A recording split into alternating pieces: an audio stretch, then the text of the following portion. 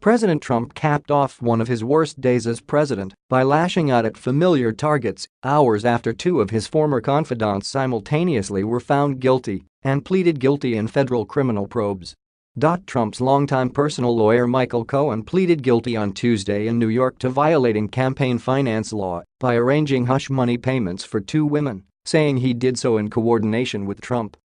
Minutes later in a Virginia courtroom, Trump's former campaign chairman Paul Manafort was convicted on 8 counts of bank and tax fraud charges brought by special counsel Robert Mueller.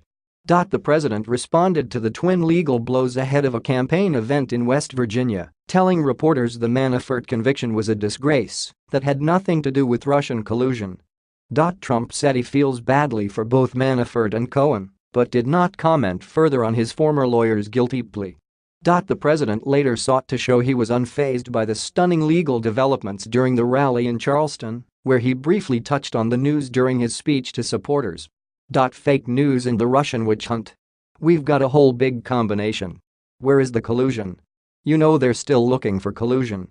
Where is the collusion? Find some collusion. We want to find the collusion, he said. Tuesday's events made it clear that Trump faces increasing political and legal danger as a result of the investigations swirling around him and key figures in his inner circle.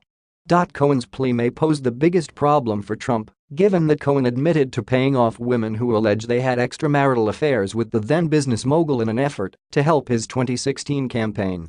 The charges were brought by federal prosecutors in New York and were based off information that was passed along by Mueller's team of investigators.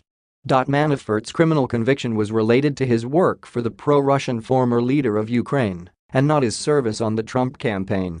But the guilty verdict was seen as bolstering Mueller's probe into alleged ties between the Trump campaign and Moscow's interference in the 2016 race. These convictions demonstrate that Mueller's investigation is far from a witch hunt, as the president falsely repeats as a mantra, said Rep. Adam Schiff, Calif., the ranking Democrat of the House Intelligence Committee. Trump's personal attorney, Rudy Giuliani, pushed back on the notion the Cohen plea represents a significant legal threat to Trump. There is no allegation of any wrongdoing against the president in the government's charges against Mr. Cohen, he said in a statement. It is clear that, as the prosecutor noted, Mr. Cohen's actions reflect a pattern of lies and dishonesty over a significant period of time.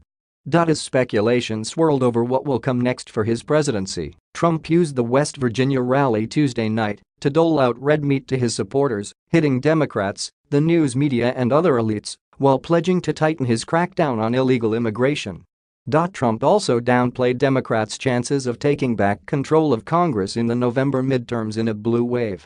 At one point, supporters chanted "Drain the swamp" and "Lock her up," references to Trump's political opponents, such as Hillary Clinton, and not his own associates. We're going to keep on fighting, and we're going to keep on winning, Trump said.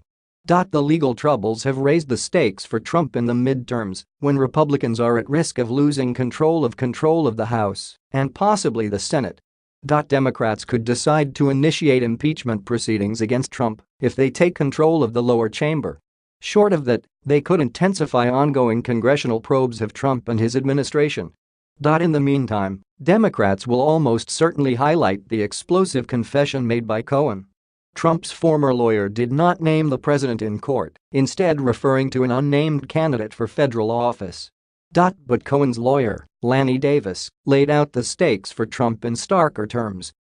Cohen stood up and testified under oath that Donald Trump directed him to commit a crime by making payments to two women for the principal purpose of influencing an election, Davis said in a statement.